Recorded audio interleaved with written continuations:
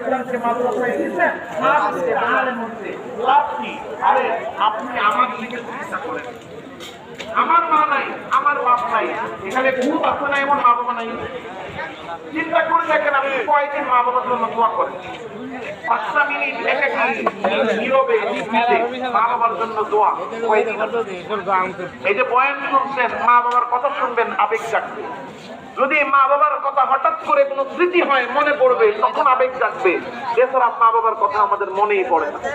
সন্তানকে হাফেজ আলেম বানাইলে লাভ কি হবে? এই লাভ শুনাই, আপনার ছেলে হাফেজ হবে, আলেম হবে, মাদ্রাসায় পড়বে, যখন মসজিদের ইমাম হবে, তখন গিয়ে আব্দুল্লাহ, আব্দুর রহমান, আব্দুল করিম, আব্দুল সত্তার তার বাবার জন্য গিয়া বলবে, হুজুর আমার আব্বার জন্য দোয়া কইলেন, এই নেন 500 টাকা হাদিয়া। ওই হুজুর আপনার বাবার জন্য দোয়া করতে না উঠাবে, উঠে আগে বলবে রব্বির হামহুমা কামা রাব্বায়ানি